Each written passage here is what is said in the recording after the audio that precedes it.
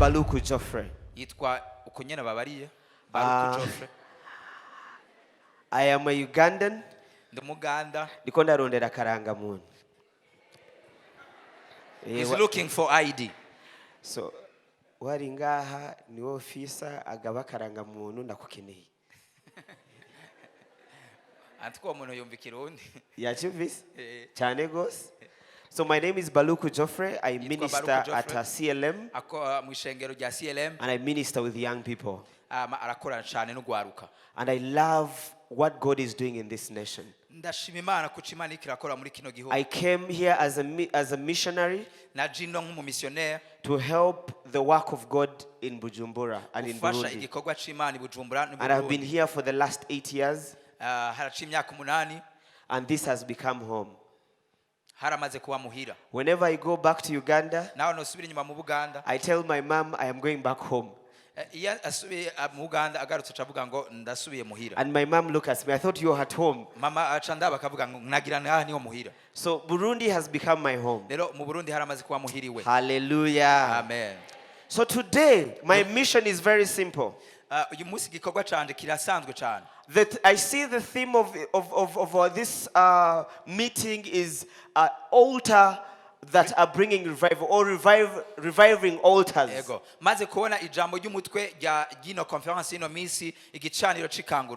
I know when we talk about reviving, we look at a church.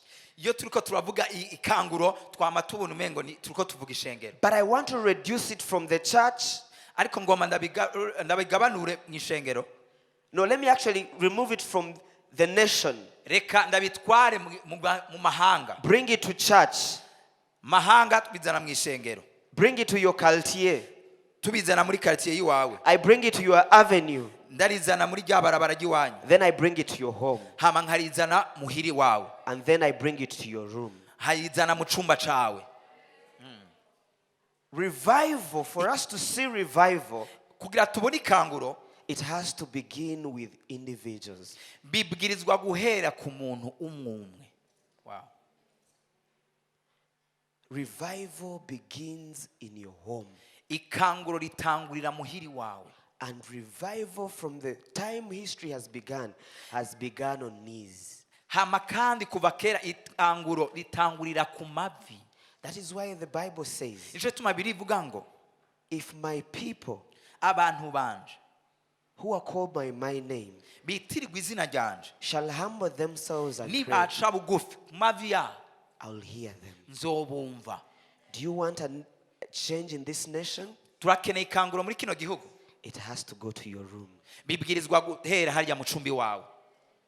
which I call the secret place, where no one sees you but you and your God. That is where revival begins. In our lives, in our churches, in our nation, and in the world. When you see the East African revival, there was one man. Actually, he was from Rwanda. He's the one of the men that caused the East African revival. And that man was a worker. And he caused revival in the entire East Africa. So it doesn't matter who you are. Even your mukozi in the house, as he cooking food for you, he can be praying and revival happens in your house. That is why you need to be good to those people. Because we won't talk about revival all over the culture when your home hasn't been touched. Hallelujah. Amen. I want us to read in the book of Deuteronomy, chapter 6. Deuteronomy chapter 6 verses 5 to 9. This is how it reads in my NIV Bible. It reads, love the Lord your God with all your heart, with all your soul and with all your strength. n'ubugingo bwanyu bwose n'inkomezi zanyu zose. These commandments that I give you today Ayo mabwirizwa mbageze uyu munsi are to be on your hearts. azahore ku mitima yanyu. Impress them on your children. Muze mugire umwete wo kuyigisha abana banyu. Talk about them when you sit at home. Muze muyahoze mu kanwa iyo mwicaye mu nzu. And when you walk along the road. Niyo muriko muragenda mu nzira. And when you lay down and when you get up. Niyo muryamye niyo muvyutse. Tie them as symbols on your hands. Muze muyahambire ku maboko yanyu. And bind them on your forehead. Ababere ikimenyetso. Write them on the door frames of your houses and on your gates. Muyashire ku ruhanga nk'amambe abe hagati y'amaso yanyu. When the children of Israel were about to cross into the promised land, igihe abana b'Isirayeli bagira bajabuke baje mu gisezerano, God gave them instructions. Imana yabahaye inyigisho kanaka, yabaye ivyagezwe. And we serve a God of instructions. Kandi dukorera Imana iduha ibintu kanaka. When you follow his instructions, you see his goodness. Iyo kwirikiye ivyo Imana yakubariye ubona kugira neza kwayo. And one of the instructions he gives to the children of Israel, hama ivyo Imana rero yabwiye abana b'Abisirayeli, and he tells them, I give you these laws. Yabwiye ngo ndabahaye ibi vyagezwe. Write them everywhere. Muvyandike hose. Tell them about your children. Mubibwira abana banyu. Write them on the walls. Muvyandike ku bihome. So that you may see the blessing of God. Kugira ngo mubone imigisha y'Imana. What does this say to us today? Mbega ibi bitubwira iki uyu munsi? This word of God, iri jambo ry'Imana, are the instructions God has given us. Nivyo byagezwe cyane n'ivyo Imana yatubariye. And God has said, write them on your hearts. Imana ikivuga ngo vyandike ku mutima wawe. Write them on your doorsteps. Vyandike ku gishima ryangu. When you get up and when you're going to sleep. Uryamye uvyutse. When you're walking along the road. Yuri kuragenda mwibarabara. Put them on your forehead. Bishire ku ruhanga rwawe. So that you may see the goodness of God. Kugira ngo ubone kugira neza kw'Imana. Coming back to the house. Arwane mu nzu. Your children. Abana ba. When was the last time you sat down with your child? Ni kangahe uhora wicarana n'abana bawe? And you taught them the word of God. Ukabigisha ijambo ry'Imana. That is where revival begins. Aho ni ikanguriro ritangurira. When was the last time you went and prayed with your child before they went to bed? Mbega ni kangahe uhora wicarana n'abana bawe ukabasenga cyangwa mugasengana kugira baje kuryama? When was the last time you spoke the word of God when the child was going to school? Ni kangahe mura mwicara ngo mugani ijambo ry'Imana n'abana imbere ko baja ku ishuri? What did you tell them when they are about to eat food?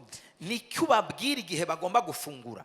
That is where revival begins. Aho ni ikanguriro ritangurira. Because when revival is in the home, iyo rero ikanguro riri muhira, it spreads out to the quartier. rica rija muri quartier. It spreads out to the nation. Rica rija mu gihugu. Because it is coming from a secret place. Kuko riko riva ahantu mu bwihisho. So my brothers and sisters, rero bashikanje bene data, you want to see the move of God? Tukene ko gukora kw'Imana. Let it start in your home. Reka bihere muhira. Do our children see God in us? Abana bacu boba babona Imana muri twebwe. Hallelujah. Amen.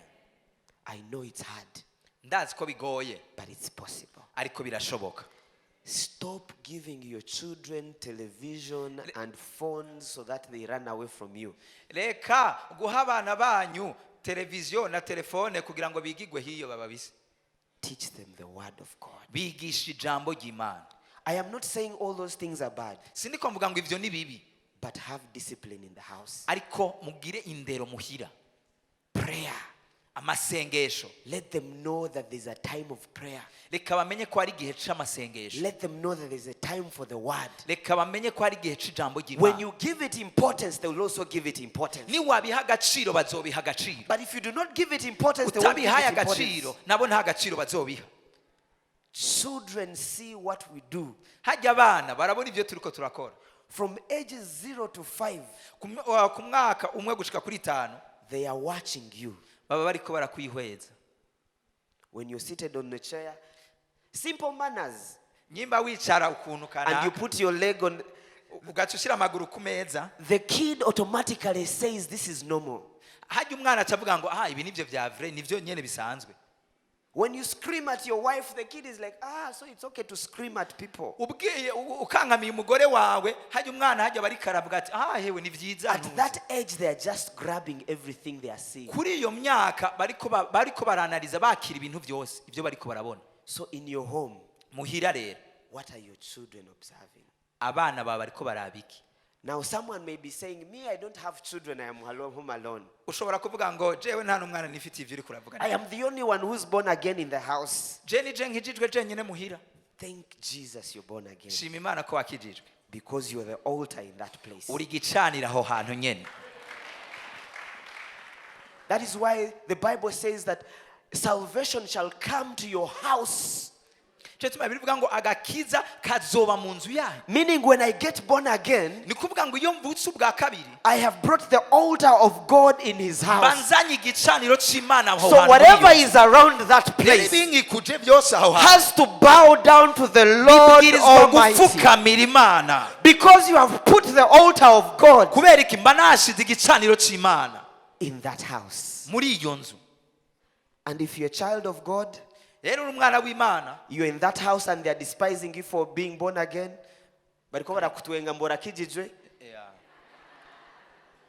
It's okay.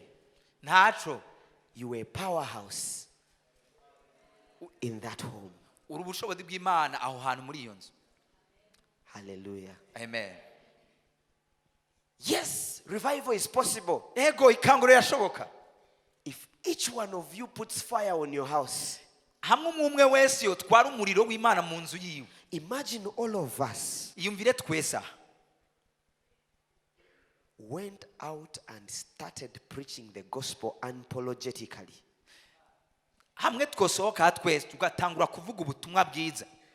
From your worker to your gate man to everyone. What will this world be like? Please don't leave the work to Pastor Apostle and me and everyone. The work is a lot. When Jesus came on earth, he gave authority to all of you. You can lay hands on the sick. You can chase away demons. All of you have the power. The same power that raised Jesus from the dead. It dwells in you.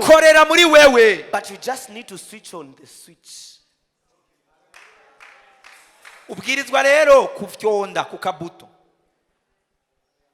You're just like this.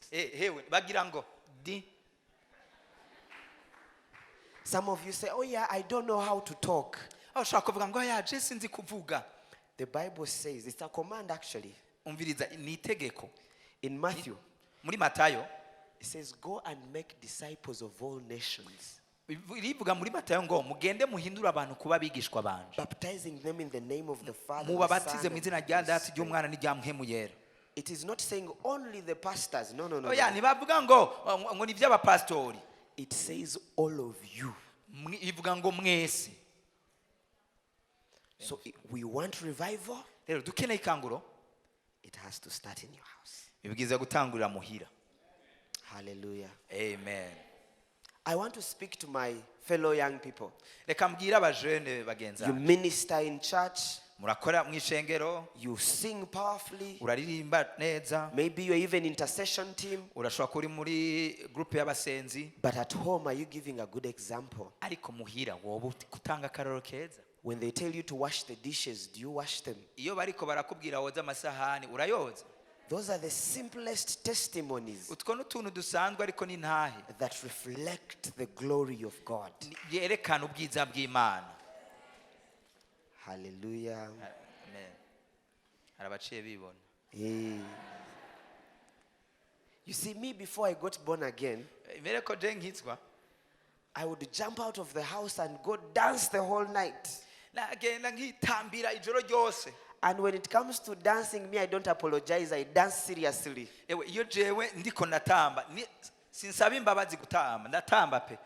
And I was so born again. You know, I was in prayer. I was so radical. But then when they tell me, go and wash dishes, no, I am praying. But I realized as the Spirit of God revealed to me, I was causing a lot of conflict. Namandi sanga turi mu mhari. And God told me, if you need to learn to obey even your parents, the simple instructions. And I began changing. I would clean the house. By the time they come, the house is clean. I would have even made dinner. I would have cooked dinner.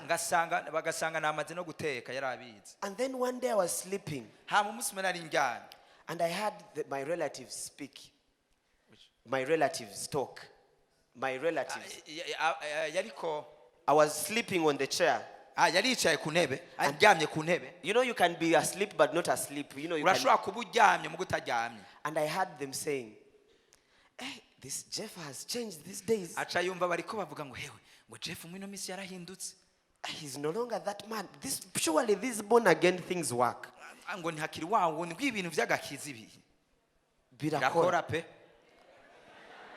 for me, I was sleeping. I was like, thank you, Jesus. My brothers and sisters, revival starts in your home. My pastors, you can be so powerful here, and you go home and slap your wife. Those children won't see any revival in you. And they will hate church even. And then you begin wondering, why are the children of pastors rebellious? We don't know what happens in your house. So revival starts in your room. Hallelujah. Amen. Let's continue. We see what what God is telling them. He's telling them to write the laws of God on their foreheads. He's telling them to write them on the door frames and in their houses, on their gates. He's emphasizing the importance of the word of God. What importance are you giving the word of God in your house? Do you read it to your people? Do you follow it? Do you represent faith? When you do that, even heaven will say, that is my disciple. Even the people around you, they will say, this is surely a man of God. I remember in 2015, when chaos was happening, people began running away. And I had one friend who is not born again. And he said, I thought these born again people have faith. Why are they running away?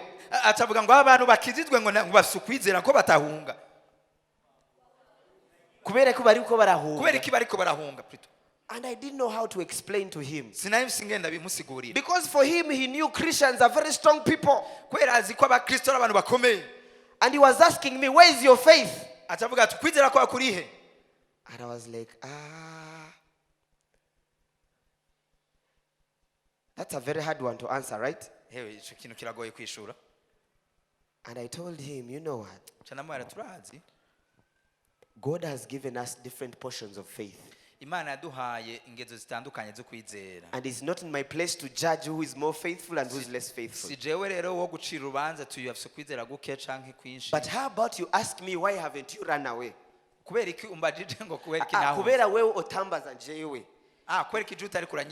You ask me, why haven't you run away?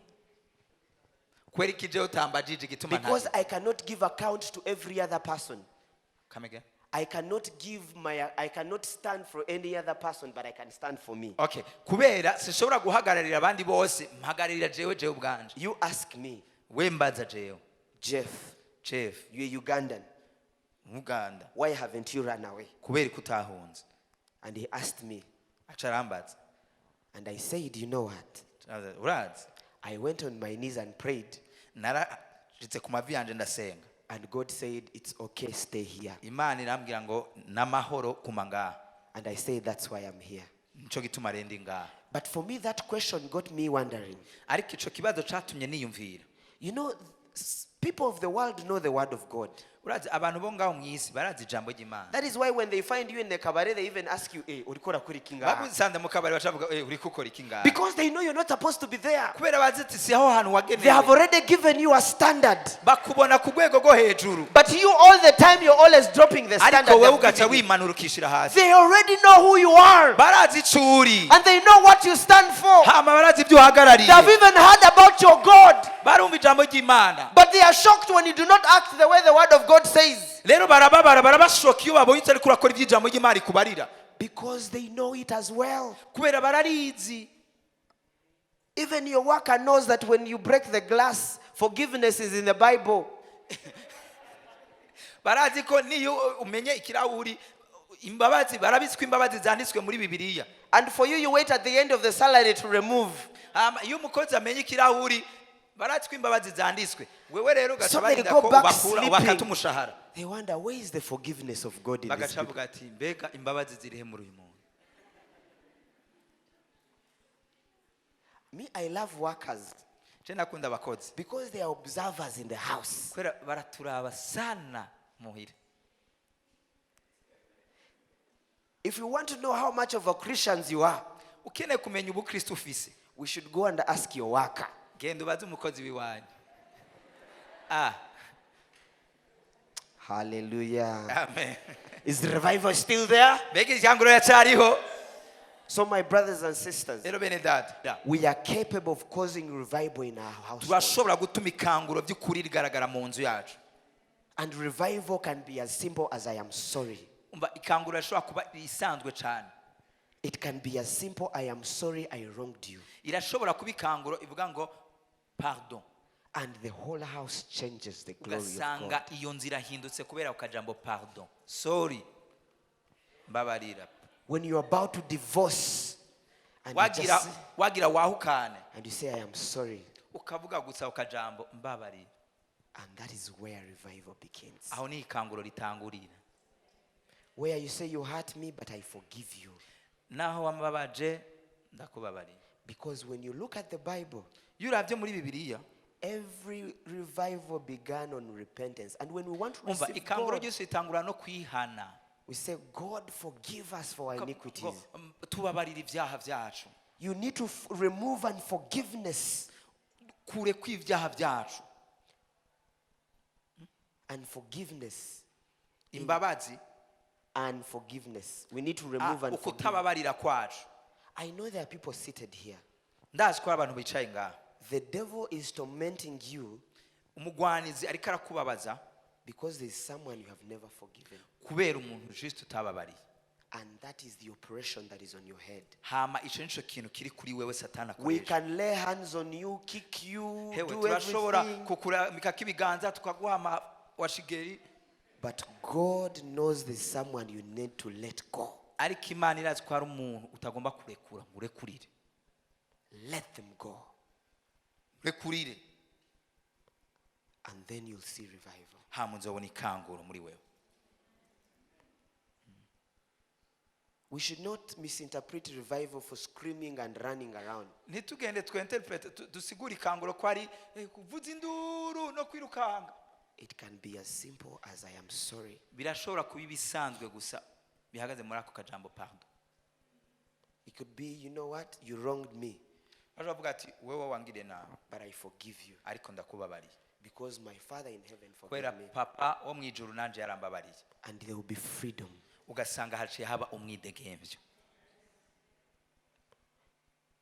I know there are several things that go on in this world ndazi ko hari ibintu byinshi biriko biripasa ngaha muri nosi that hurt us. bikumye bigoye. And for, yes, in the human nature, if you express it to someone, nukuri muri kamere k'umwana w'umuntu, that person can even give you a gun to go and kill as well. umuntu ashobora guha n'inkoho uwundi kugira aje kwica uwundi. But for us, we have accepted the Lord and Savior. ariko twe twakiriye Yesu nk'umwami n'umukiza. He gives us simple instructions. yaduhaye amabwirizwa kanaka. He tells us, do not sleep when you're angry. bivuga ngo ntirikarenge mukiratse. But how many of us have slept angry on ni someone? kangahe ryama ryarenze tukirakiye abantu ligasubira likarenga.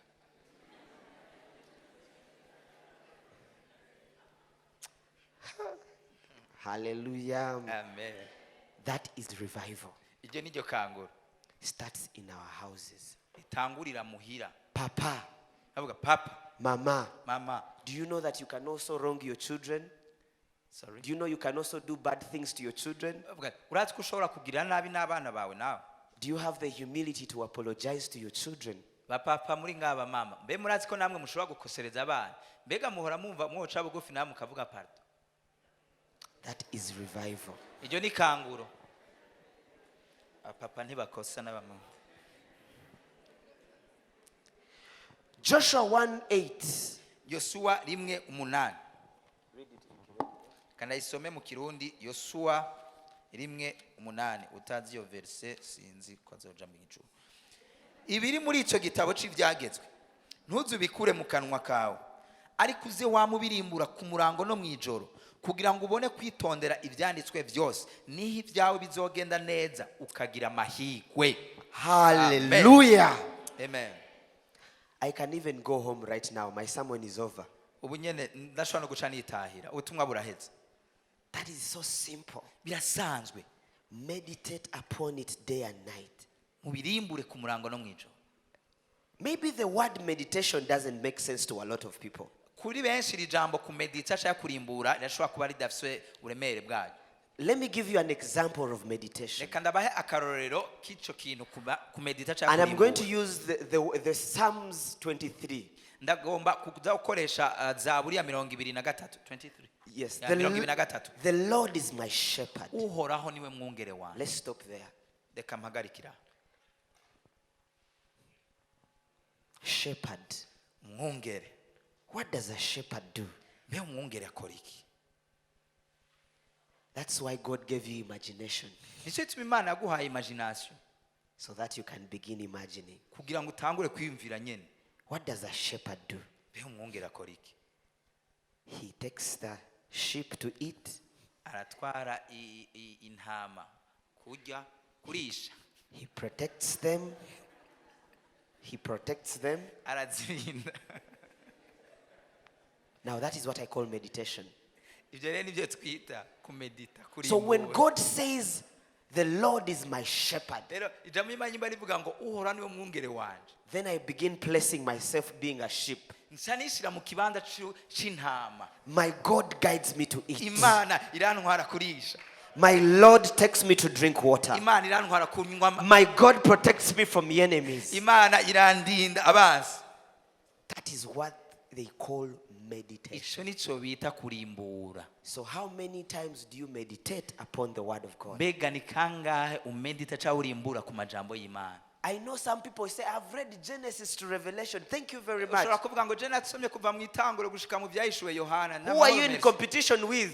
Mbega uriko wiruka nande? Uriko iganwa nande? Take your time. Fata umwanya wawe.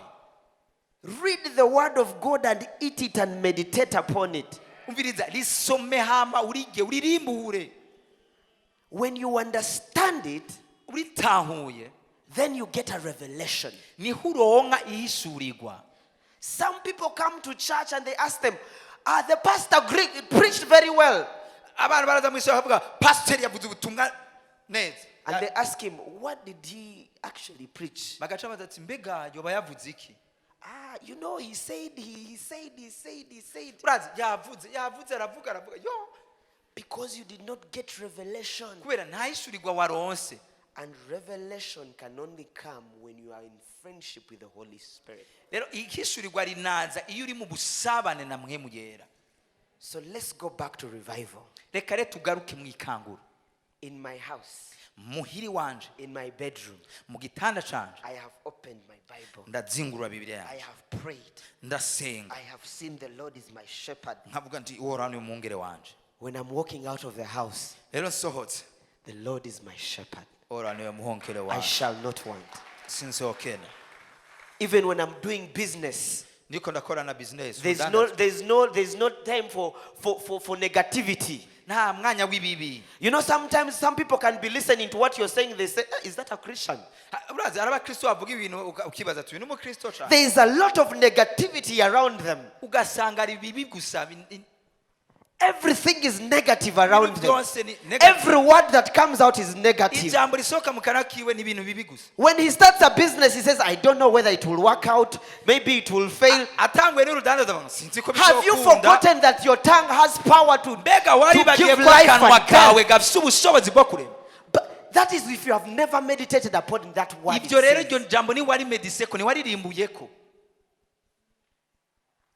Your tongue has life and death. And that is what the Bible says. Have you meditated upon it?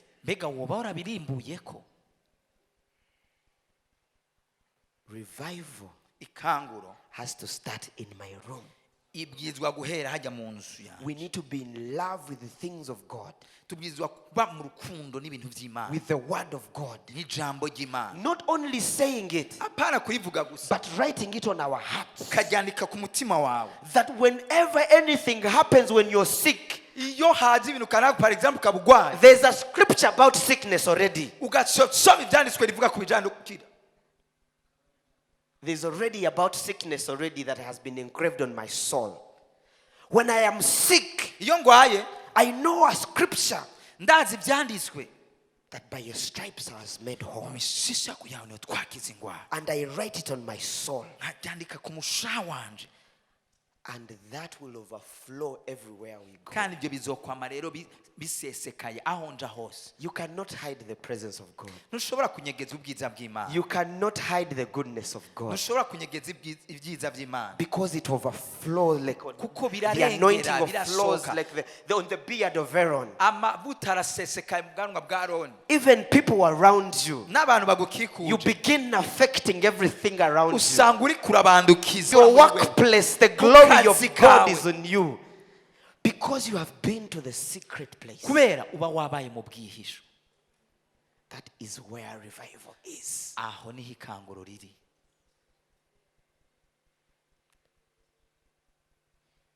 Hallelujah. Amen. You know, in church, we have learned how to act. We know how to kina. Theater. Because we have been every Sunday we are here, we know how to raise hands with the perfect song when it comes what to do. And there's a danger in that. Because it puts us to a place of familiarity with God. We get so familiar with the presence of God. We should never get too familiar with God. Because when you become too familiar with the things of God, you begin bringing in mediocrity. You become mediocre in your giving. You become mediocre in your worship. You become mediocre in your timekeeping. You become mediocre in even preaching the word. Our God is not a God of mediocrity. Our God is a God of excellence. Our God is a God of extraordinary. That is why the angels can never get used to him. Every day they see a new face of who he is. Every day they see a new revelation of who he is. Every day you ought to see a new revelation of who God is. Every day you need to see new power. Every day you need to see new levels of what God can do. Our God is unlimitless. Whatever visions you have, you should not limit our God. Every Sunday should not be the same.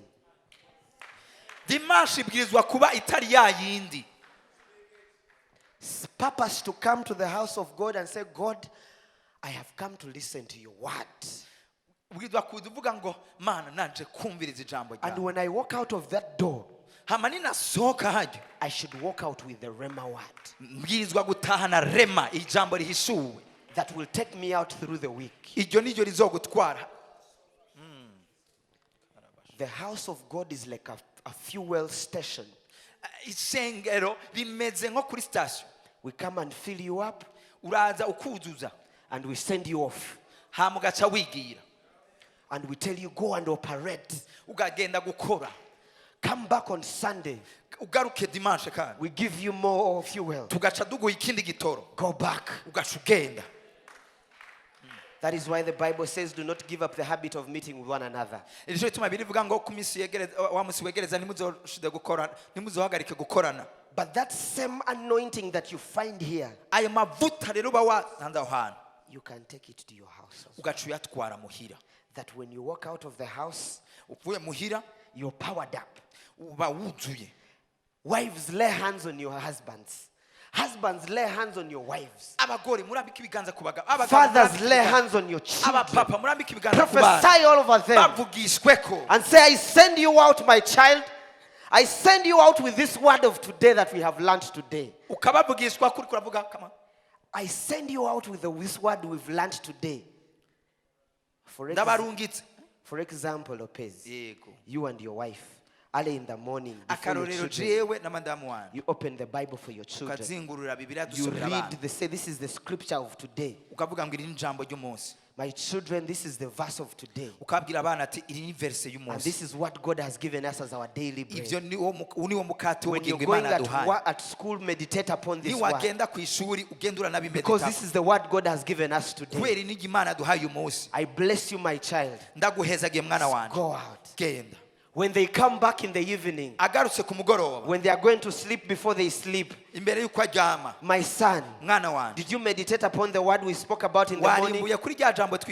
What new ideas did you get about it? And you'll be shocked what your children will tell you. The children as well understand things of God. That is where revival is. Revival is not from America. Revival is not from Uganda. Revival is in your bedroom.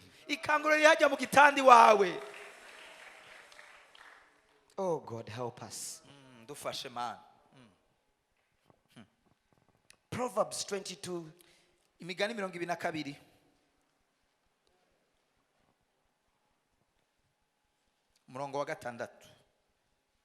That is a scripture they have read for us a year in, year out. You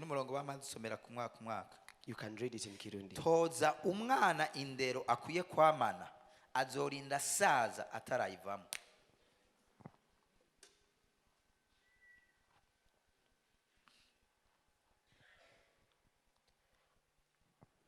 Whether you have children or not, you're a child of God. And for those of you who are born again alone in the house, you have an obligation to set up an altar in your house, that your prayers should affect everything in your house. When there's a problem, they should consult you. They used to laugh at me. I was the only one who was born again in my family. They will come back. But the problem is, if you did not teach them the word of God, there's nothing to come back to. Even the Bible also tells us that the Holy Spirit will remind you. If you don't have the word of God, what will the Holy Spirit remind you? So we need to be soaked in the word of God, that even when the Holy Spirit is reminding us, He's reminding us the things that have already been imprinted in us, which is the word of God.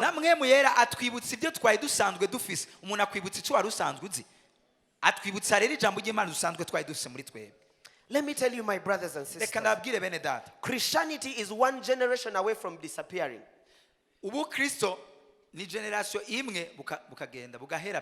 If you all keep quiet. I want to use an illustration. I'm going to ask the two gentlemen, please come.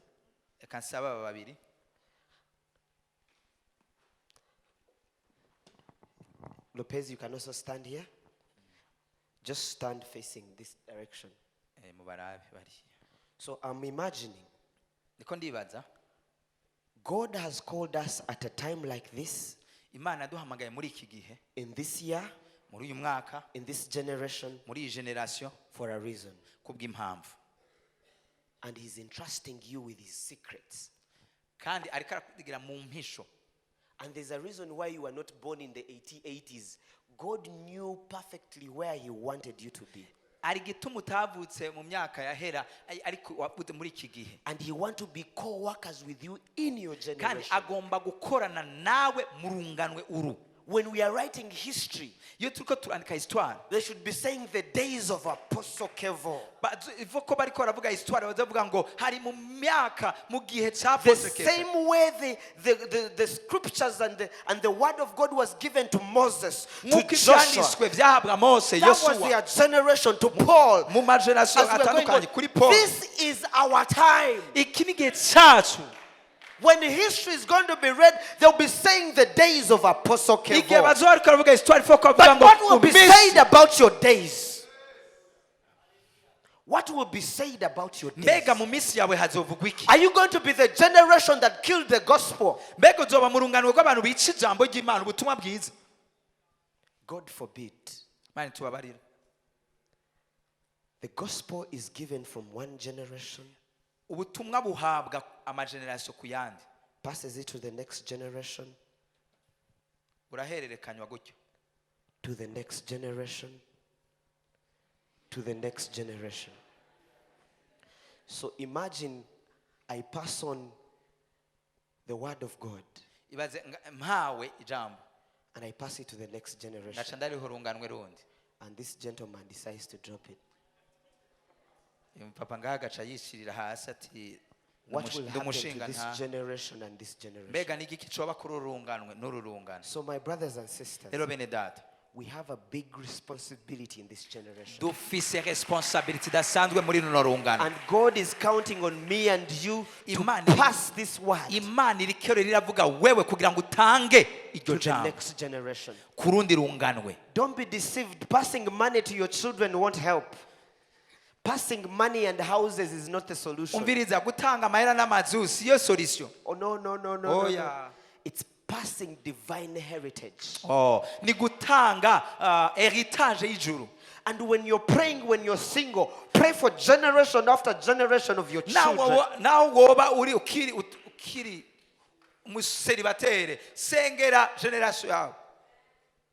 Because you are a steward of the word of God in this generation. I like the word you have used, distributor. Maybe let me use an example that you may understand more. Imagine this is Brarudi. It has produced soda. And it gives it to a distributor. And this guy decides to keep it. Will you drink a Fanta?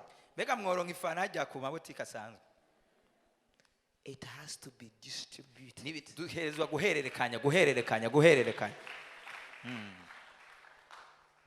Pass it on to the next generation. Let your grandchildren say our papa was a prayerful man.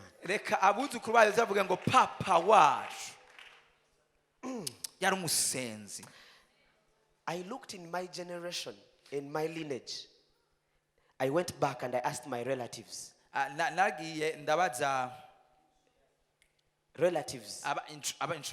I went 7 generations behind.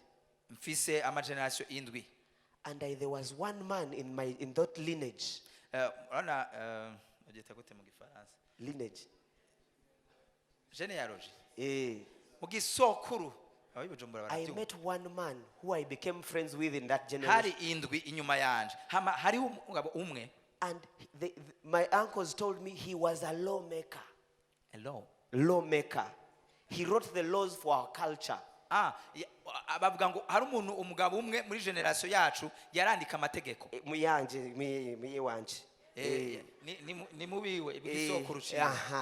you know how that made me feel?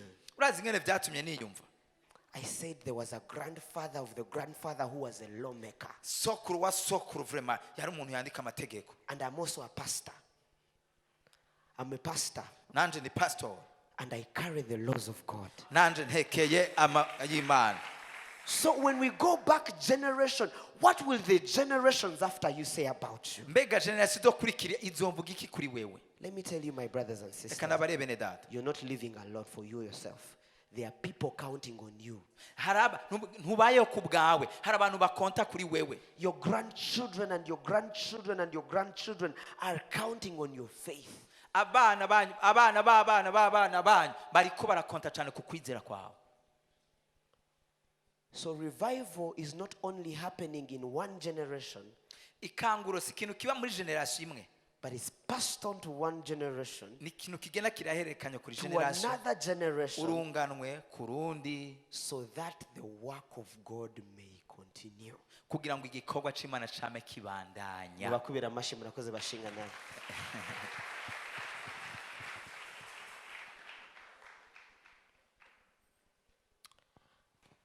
Back to the book of Deuteronomy. Tugarutse muri cya gitabo ca gusubira mu byagezwe.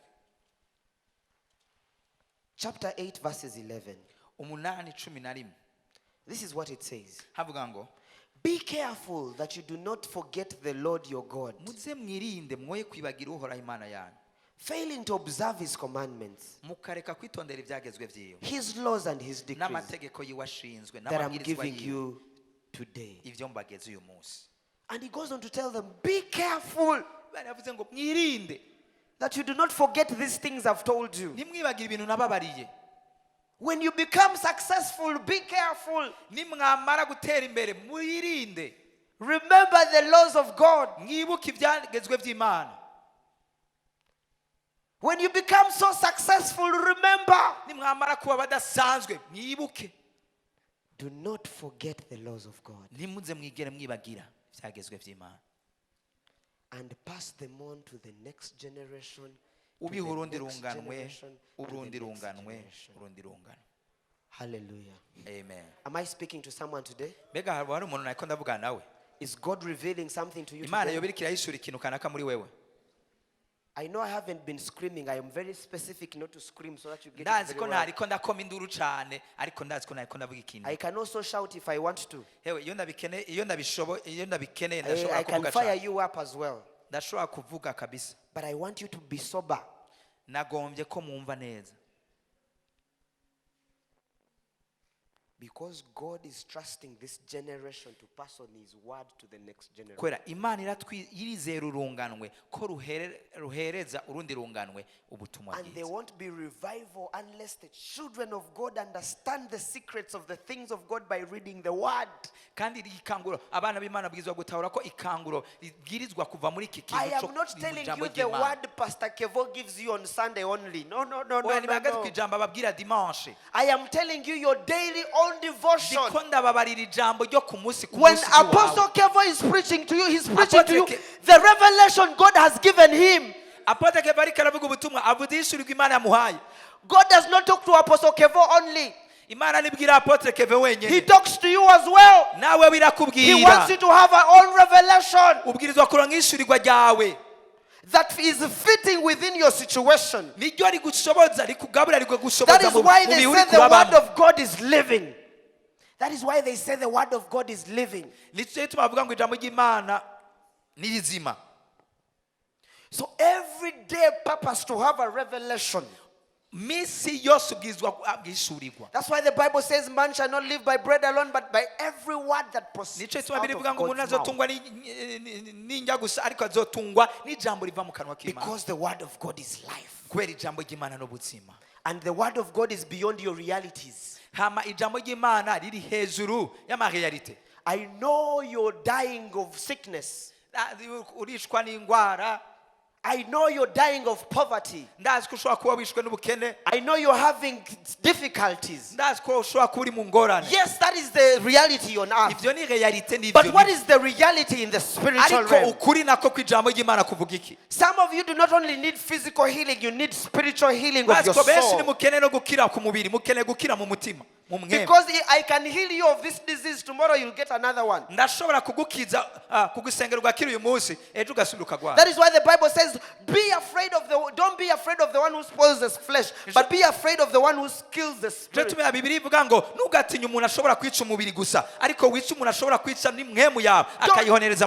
Don't depend on God for what he can do for you only. Depend on who he is. There are people who prayed and never even saw what they prayed for. John the Baptist, he pronounced the coming of Jesus Christ. And by the time Jesus came, he was in prison. Has he come? And his head ended up on a plate. So sorry for you who come to God for cars and houses. What will you do if God doesn't give them to you? What will you do when God doesn't heal that disease? Will you leave him?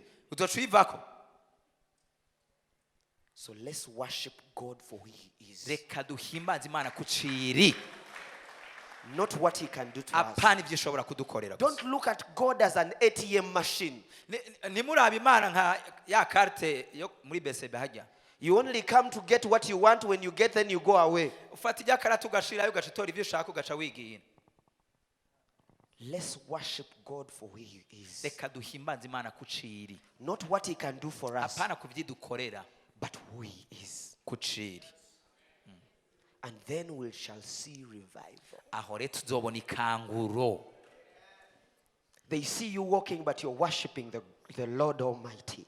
They see your shoe has gone like this, but the praises are still on. They're still seeing the glory of God all over you. That's why he says, let his praises be on your lips. We do not live by sight, but we live by faith. That is where revival is. Revival is on neology. I am sorry, forgive me. I will not do it again. What can I do better? I am sorry, husband. I am sorry, wife. Revival. That is revival, my dear friend. And then when you're going to minister the gospel, you're ministering it without any condemnation. And the Bible even talks to the men that be nice to your wives, because God may not answer your prayers if you're arguing with your wife.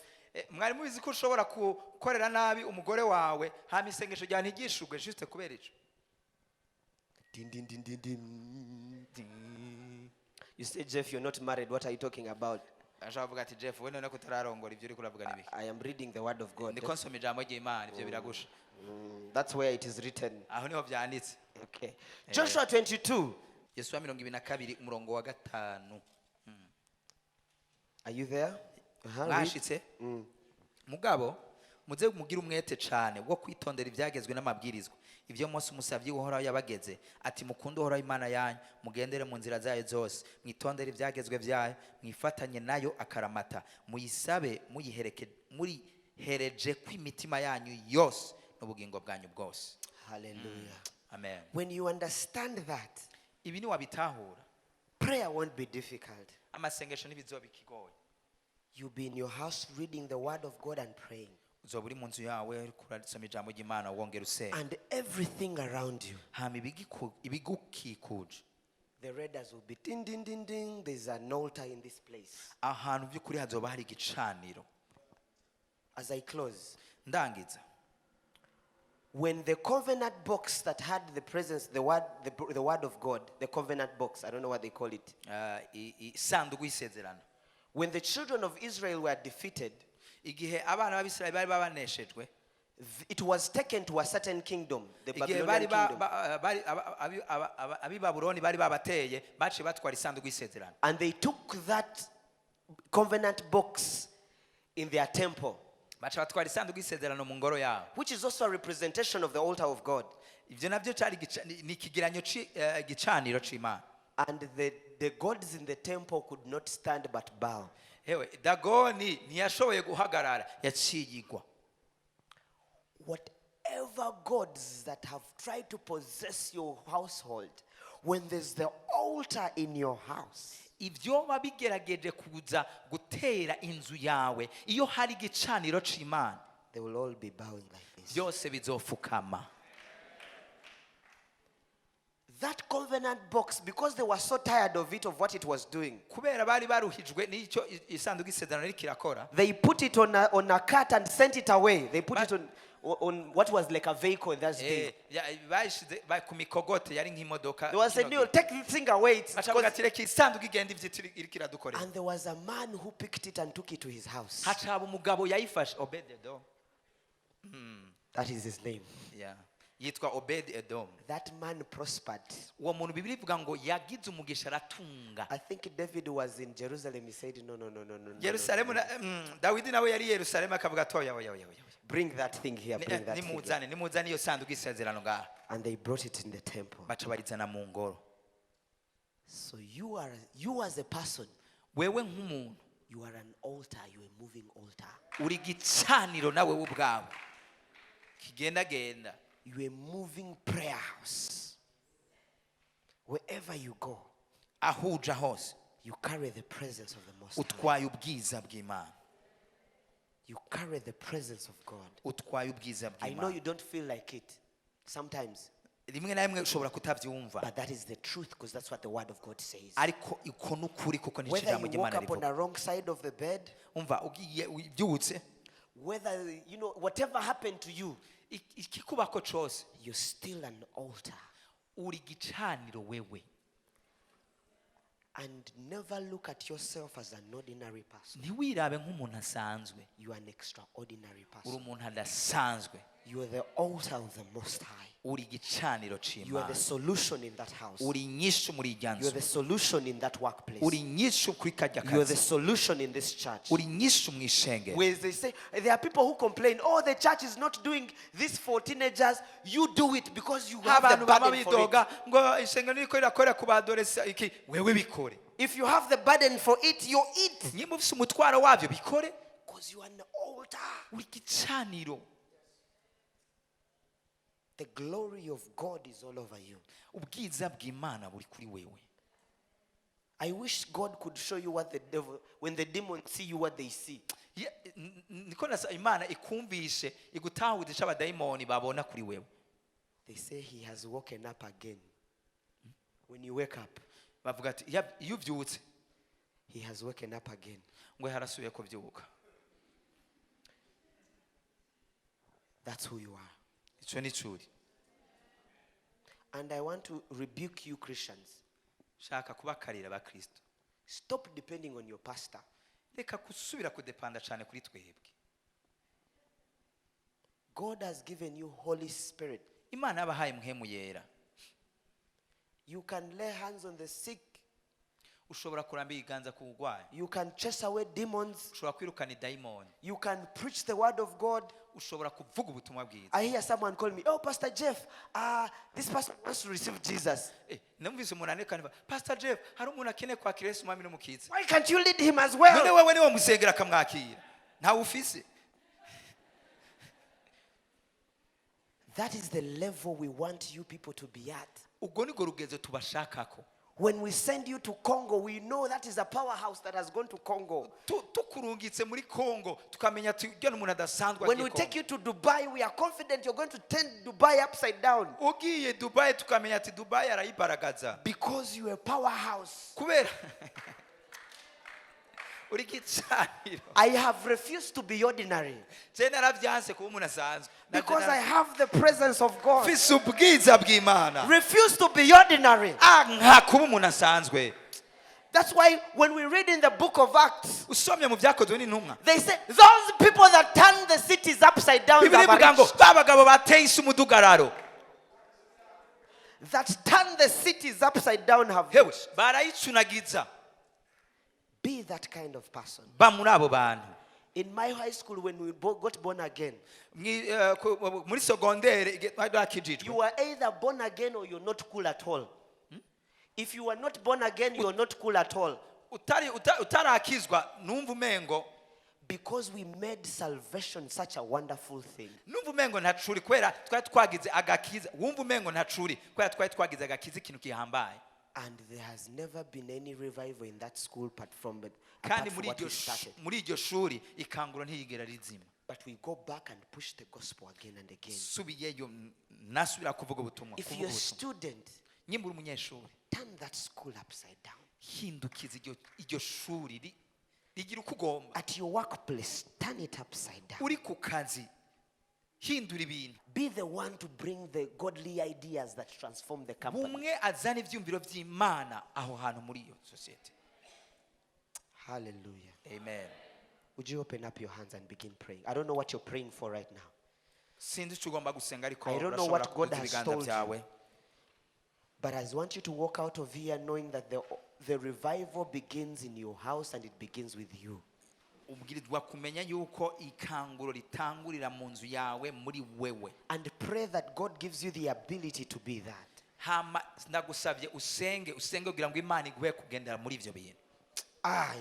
Hallelujah. You should start praying in tongues right now that God gives you.